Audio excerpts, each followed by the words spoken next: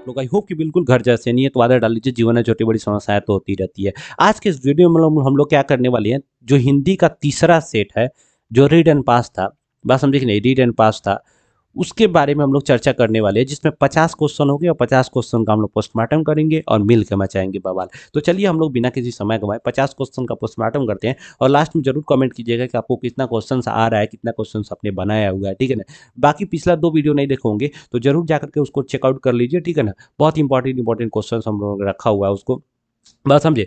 तो आपको थोड़ा-सा उसको ध्यान में रखना चाहिए सारे क्वेश्चन्स को। कह रहा है कि बाबा साहब भीमराव अम्बेडकर का जन्म कब हुआ था? तो आपको बाबा साहब भीमराव अम्बेडकर का जन्म के लिए आपको एक चीज़ हमेशा ध्यान रखिएगा, बात समझे कि नहीं? 14 अप्रैल, ठीक है ना? 1891, 14 अप्रैल याद रखिएगा, सब याद हो जाएगा। बात समझे कि नहीं? अगला क्वेश्चन करेगा, the caste in India, the caste in किसके द्वारा लिखा गया हुआ है? द कास्ट इन इंडिया किसके द्वारा लिखा गया हुआ है? तो भीमराव अम्बेडकर के द्वारा। कास्ट से रिलेटेड जितना आएगा सब भीमराव अम्बेडकर। करेक्ट क्या?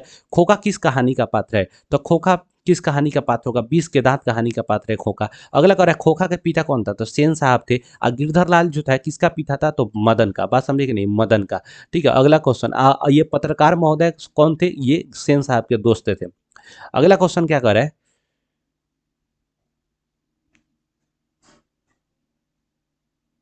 हाँ, अगला क्वेश्चन देखिएगा, थोड़ा सा क्या करे, मैक्स मूलर के अनुसार सच्चे भारत के दर्शन कहाँ हो सकते हैं? तो ग्रामीण भारत में हो सकते हैं, भारत के गांवों में हो सकता है, ठीक है ना? अगला क्वेश्चन कर रहा है कि हरजादी प्रसाद द्विवेदी द्वारा रचित पाठ, हजारी प्रसाद द्विवेदी के द्वारा जो पाठ लिखा गया हुआ है वो कौन होगा? नाखून क्यों बढ़ते हैं? नाखून क्यों बढ़ते हैं? अगला क्वेश्चन कर रहा है क्या? ललित निबंध है, ललित निबंध निम्नलिखित में से कौन सा हो सकता है? ठीक है ना? इंपॉर्टेंट क्वेश्चन है, नाखून क्यों बढ़ते हैं, नाखून क्यों बनते हैं, एक प्रकार का निबंध है, ललित निबंध कह सकते हो आप लोग, ठीक है ना? अगला क्वेश्चन कह रहा है क्या कि नागरी लिपि शीर्षक पाठ साहित्य की कौन सी विद्या है? नागरी लिपि शीर्षक जो पाठ है वो क्या एक प्रकार का निबंध है, नागरी लिपि शीर्षक पाठ क्या एक प्रकार का निबंध है। अगला क्वेश्चन कह रहा है क्या कि नागरी लिपि के आरंभिक लेख हमें कहाँ से मिलते हैं? देखिए बहुत इंपॉर्टेंट क्वेश्चन है, कह रहा है क्या नागरी लिपि आरंभिक लेख कहेगा तो दक्षिण भारत से। बहादुर का पात्र, बहादुर कहानी का पात्र, बहादुर क्या है? बहादुर घरेलू एक प्रकार का नौकर है, बस समझे कि नहीं? घरेलू नौकर है। अगला क्वेश्चन कह रहा है क्या, लेखक के रिश्तेदार ने बहादुर पर क्या आरोप लगाए? लेखक ने रिश्तेदार ने कितने रुपए रुपये पैसे चुराने का आरोप उस पर लगाए हुए थे, ठीक है ना? कितना रुपया? आप जरूर कमेंट बॉक्स में बताइएगा कितना रुपया चुराने का आरोप लगाया गया था। निबंध परंपरा का मूल्यांकन के लेखक कौन है? निबंध परंपरा का मूल्यांकन, तो परंपरा का मूल्यांकन कौन हो जाएगा? ये निबंध एक प्रकार का, ठीक है ना? और इसके लेखक कौन से हैं भाई साहब? इसके लेखक कौन है? अमरकांत रामविलास शर्मा और नलिन बिलोचन शर्मा और क्या है, यतीन मिश्र। तो परंपरा का मूल्यांकन के लेखक कौन होंगे आप भी बताइए। पहले भी आप लोगों को बताया हुआ था, हम आपको पहले भी बताए थे कि थोड़ा सा आपको ध्यान रखना है, और जो भी हम आपको लेखक और उससे रिलेटेड जो वीडियो डाले उसको जरूर ध्यान में रखिएगा। रामविलास शर्मा कौन से होंगे? रामविलास शर्मा। देखिए रामविलास शर्मा से इंपॉर्टेंट एक बहुत ही किताब है परंपरा का मूल्यांकन, तो ये किताब तो आपको याद रखना ही है, ठीक है ना? और इनको साहित्य अकादमी पुरस्कार जो मिला हुआ था, बात समझे कि नहीं? साहित्य अकादमी पुरस्कार मिला हुआ था। और इनकी प्रमुख जो रचनाएं में से अगर देखिएगा तो भारतेंदु हरिश्चंद्र इनका बहुत इंपॉर्टेंट है, क्योंकि एग्जाम में आता है। कहेगा भारतेंदु हरिश्चंद्र जो है, भारतेंदु भारतेंदु हरिश्चंद्र, हरिश्चंद्र, ठीक है ना? हरिश्चंद्र, भारतेंदु हरिश्चंद्र जो है किसके द्वारा ये लिखा गया? बात समझे कि नहीं? तो रामविलास शर्मा। अगला क्वेश्चन कह रहा है क्या, बिरजू महाराज का संबंध किससे था? कथक नृत्य से, कथक नृत्य से। अगला क्वेश्चन कह रहा है कि लाल शत्रुंजय में रहकर लेखक ने कितने कविताएं की रचना की थी?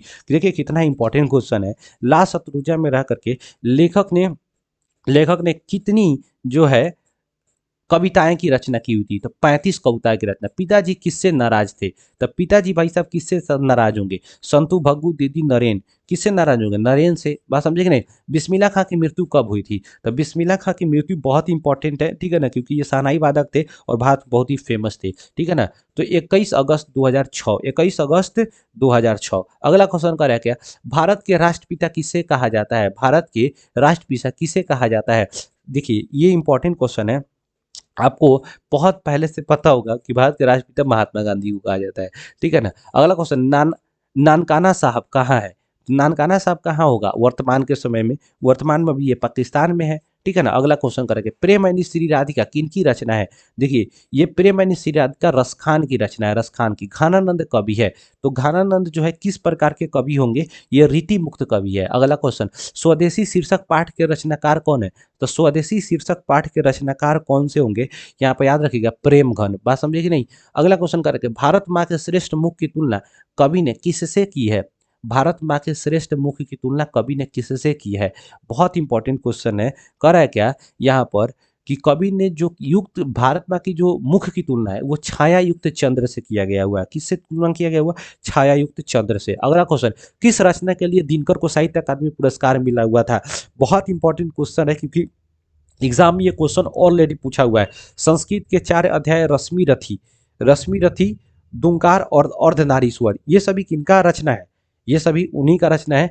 किनका रचना हुआ भाई साहब, दिनकर की। बात समझे कि नहीं, रामधारी सिंह दिनकर। इंपॉर्टेंट क्वेश्चंस है क्योंकि ये इनको क्या कहा जाता है, इनको एक भारत में जो है आपको एक तरह से राष्ट्रवादी कवि, बात समझे कि नहीं, राष्ट्रवादी कवि के नाम से इनको जाना जाता है। ठीक है, तो रश्मि रथी इनका सबसे इंपॉर्टेंट क्या है, सबसे इंपॉर्टेंट इनका कविता है। बात समझे कि नहीं, कविताओं का संग्रह है जो एग्जाम में बहुत बार क्वेश्चन पूछा हुआ है। ठीक है ना। लेकिन इनको जो पुरस्कार मिला था, इनको पुरस्कार एक ही को नहीं मिला था, बहुत सारा पुरस्कार मिला हुआ था। ठीक है ना। लेकिन साहित्य अकादमी जो पुरस्कार मिला था वो संस्कृत के 4 अध्याय के लिए मिला था। ठीक है ना, संस्कृत के 4 अध्याय के लिए मिला था। लेकिन ज्ञानपीठ पुरस्कार कहेगा, ज्ञानपीठ पुरस्कार, ज्ञानपीठ पुरस्कार, ठीक है ना, पुरस्कार, तो वो होगा भाई साहब आपका उर्वशी के लिए, उर्वशी के लिए ज्ञानपीठ पुरस्कार मिला हुआ था। बात समझे कि नहीं। अब बाकी सब इन्हीं की तो रचना है, आपको याद रखना है। ठीक है, रामधारी सिंह दिनकर का जो संबंध था वो बिहार से संबंध था। ये उत्तर छायावादी कवि थे, उत्तर छायावादी, छायावादी कवि थे। किस प्रकार के कवि थे, उत्तर छायावादी कवि थे। ठीक है। अगला, धूप में बारिश, धूप में बारिश में गर्मी में सर्दी में हमेशा चौकाना आपकी खाकी वर्दी में, प्रस्तुत कविता जो है पंक्तियां जो है किस कविता की है। बहुत इंपॉर्टेंट क्वेश्चंस है। आपको पता होगा कि एक वृक्ष के बारे में बताया गया था कि वृक्ष जो है एक किसके तरह, एक बंदूक की तरह जो है हमारे द्वार पर, बात समझे कि नहीं, द्वार पर खड़ा तैनात रहता है। ठीक है ना, काटने के बाद ऐसा महसूस होता है। तो यहाँ पर 24 नंबर का जो आंसर आपका हो जाएगा भाई साहब, वो क्या हो जाएगा आपको, वृक्ष की हत्या। ठीक है। अगला क्वेश्चन देखिएगा, कह रहा है क्या, कविता को लौट कर आऊंगा फिर, कवि कहाँ से लौट कर की बात करते हैं, बंगाल से लौट कर आने की बात करते हैं। बात समझे कि नहीं, बंगाल से क्या करते हैं, लौट के आने की बात करते हैं। रेनान मारिया रिल्के किस भाषा के कवि थे, आपको पहले भी पता था, जर्मनी भाषा के कवि, मतलब जर्मन भाषा के। अगला कह रहा है क्या है कि लक्ष्मी किसके घर घर का काम करती थी। द लक्ष्मी जो है किसके घर का काम करती थी भाई साहब, याद रखिएगा यहाँ पर तहसीलदार साहब के घर का काम करती थी। 28 नंबर का रखा है, ईश्वर पेटलीकर किस भाषा के कथाकार थे। ईश्वर पेटलीकर जो थे वो किस भाषा के कथाकार थे, गुजराती, गुजराती। अगला, नगर कहानी के कथाकार कौन है, बहुत इंपॉर्टेंट क्वेश्चन है। नगर कहानी के सुजाता, नगर कहानी के कथाकार कौन है, सुजाता। करेगा, सीता को अपने ही घर में कैसा महसूस होता था, तो कैसा महसूस होगा, आपको पता ही है, उस समय बताया गया था घुटन महसूस होता था। बात समझे कि नहीं, एक घर से मतलब 3 बेटे के घर पे हर महीने जाना पड़ता था। बात समझे कि नहीं, एक महीना उस बेटे, उस महीना उस महीने, एक महीना उस बेटे के घर पर जाना पड़ता था। ऐसा करते करते उनको घुटन महसूस। वर्णों के समूह को क्या कहते हैं, वर्णमाला कहते हैं। वर्णमाला में कुल कितने वर्णों का समूह होगा, तो आप देखिए, एक 52 होगा, एक 46 होगा। बात समझे कि नहीं, तो आपको याद कितना रखना है, 46 याद रखना है। ठीक है ना, 48 भी कहीं कहीं देखने को मिलता है, 46 आप याद रखिएगा। अगला क्वेश्चन का रहेगा, पूरब शब्द संज्ञा है, पूरब शब्द संज्ञा है, व्यक्तिवाचक संज्ञा होगा, जातिवाचक, भाववाचक और गुणवाचक। अब बताइए, पूरब जो शब्द है ये किसका डिनोट करता है, दिशा का डिनोट करता है, मतलब दिशा का सूचक है। बात समझे कि नहीं, तो ये दिशा का सूचक होगा। तो व्यक्तिवाचक, क्योंकि ये खास नाम का बोध करा रहा है दिशा में। करेगा, पुरुषवाचक सब नाम का भेद नहीं है, तो उत्तम पुरुष, अन्य पुरुष, मध्यम पुरुष, निश्चयवाचक। ठीक है ना, तो यही भेद उसका नहीं होगा, डी नंबर आंसर हो जाएगा। करेगा, गुणवाचक विशेषण है, गुणवाचक जो गुण को बताता है। ठीक है ना, अच्छा, 2, अधिक, 1 किलो, यहाँ पर क्या हो जाएगा आपका, अच्छा हो जाएगा गुणवाचक विशेषण। करे क्या, मीरा को गंदगी से बहुत घृणा है, इस वाक्य में, इस वाक्य में किस कारक विभक्ति चिन्ह है। अब देखिए, से घृणा है, तो गंदगी से घृणा, ये से दूर होने की बात किया जा रहा है। बस समझे कि नहीं, तो गंदगी से घृणा है, यानी जब दूर होगा तो दूर कब होगा, बस समझे कि नहीं, ये दूर आपदा के समय उनसे क्या हो गया, उनसे बिगाड़ हो गया, यानी आपादान कारक में। ठीक है ना, आपदा के समय सब कोई सांस छोड़ देता है, बताए ना थे, तो आपादान कारक। करे कि बनावट या रचना की दृष्टि से शब्द के कितने भेद होंगे, तो बनावट या रचना की दृष्टि से भाई साहब होगा, वो शब्द के कितने भेद होगा, 4 भेद हो जाएगा। बनावट या रचना की दृष्टि से बनावट या रचना। एक जो होगा, एक तो रचना की बनावट या रचना की दृष्टि से, कोई उत्पत्ति की दृष्टि से, नहीं नहीं। तो यहाँ पर देखिएगा, ये रचना की दृष्टि से बात करेगा, बात समझे कि नहीं, तो तीन भेद हो जाएगा। रचना की दृष्टि से बात करेगा तो तीन भेद, और उत्पत्ति की दृष्टि से बात समझ कि नहीं कहेगा तब चार भेद होगा, तत्सम तद्भव देशज विदेशज। और रचना में क्या होगा आपका, रूढ़ यौगिक और योग रूढ़। कहेगा परा उपसर्ग के योग से बना शब्द है, तो परा उपसर्ग के योग से कौन सा शब्द बनेगा, पराजय बन जाएगा, ठीक है ना। कहेगा अपमान में कौन सा उपसर्ग है, अपमान में कौन सा उपवर्ग है, अप उपसर्ग है, बात समझे कि नहीं, अप उपसर्ग है। अगला क्वेश्चन कह रहा है क्या, अगला क्वेश्चन कह रहा है बुढ़ापा में कौन सा उपसर्ग प्रत्यय है, तो बुढ़ापा में कौन सा उपसर्ग, आपा, अपा, आपा।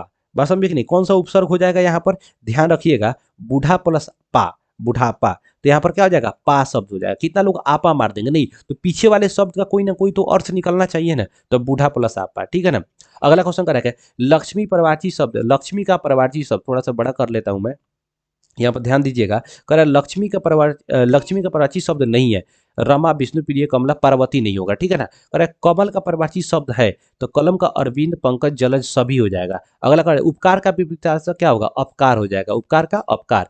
हाथ का मैला, हाथ का मैल मुहावरा का सही अर्थ क्या होगा, बहुत ही इंपॉर्टेंट क्वेश्चन है एग्जाम में, ये थोड़ा सा आप याद रखिएगा। हाथ का मैल तुच्छ समझना है, बात समझे कि नहीं, हाथ का मैल का मतलब, हाथ के मैल का मतलब तुच्छ समझना नहीं होता, हाथ के मैल लोग झाड़ देते हैं कहीं पर भी, तो तुच्छ समझना यहाँ पर हो जाएगा, ठीक है ना। 44 करे कि अंधों में काना राजा, लोकती, लोकोक्ति का अर्थ क्या होगा, अंधों में काना राजा, बात समझे कि नहीं, तो अंधों में काना राजा का मतलब क्या हो जाएगा यहाँ पर, यहाँ पर मूर्खों में कुछ पढ़ा लिखा व्यक्ति, बात समझे कि नहीं, जो बहुत सारे मूर्ख है उसमें से कुछ पढ़ा लिखा व्यक्ति जो है, कुछ पढ़ा लिखा मतलब कि एक व्यक्ति ऐसा है जो थोड़ा बहुत ज्ञानी, मतलब ज्ञान रहे, उसके पास नॉलेज है थोड़ा बहुत, ठीक है ना, तो उसे अंधों में काना राजा कहा गया।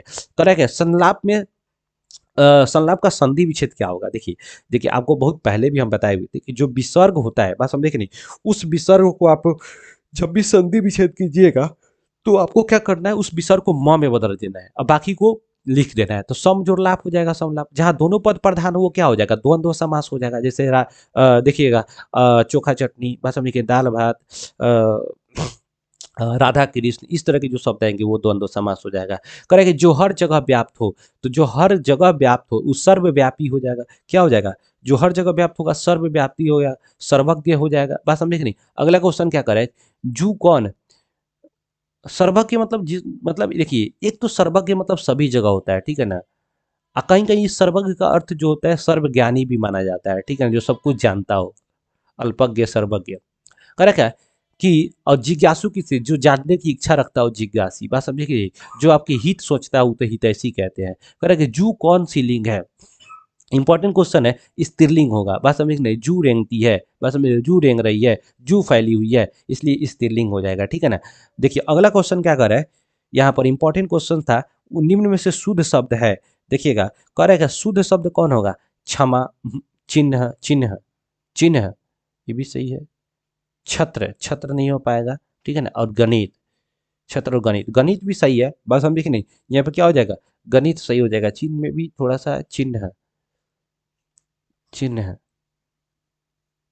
बात समझे कि नहीं, ये भी गलत हो जाएगा, गणित। संदिग्ध भूत किसका भेद है, संदिग्ध भूतकाल में जो है का भेद निम्नलिखित में से जो है ये किसका है, तो काल का होगा, बात समझे कि नहीं, काल का भेद होगा। ये टोटल रहा भाई साहब 50 क्वेश्चन। अब रीड एंड पास जो है भाई साहब आपका हिंदी का जो है, हिंदी का वो समाप्त हो गया, टोटल 3 सेट हो गया भाई साहब, तीनों सेट आप लोगों ने देखा होगा, आई होप कि बहुत अच्छा लगा होगा। और कितना आप लोगों ने क्वेश्चन सही किया ये तीनों में, 150 क्वेश्चन में, जरूर कमेंट बॉक्स में लिखिएगा। आई होप कि वीडियो अच्छा लगा हो तो लाइक कीजिए, नहीं लगा हो डिसलाइक कीजिए, चैनल को कंपल्सरी सब्सक्राइब कीजिए। मिलते हैं नेक्स्ट वीडियो में नेक्स्ट सब्जेक्ट के साथ बवाल मचाते हुए, तब तक के लिए जय हिंद।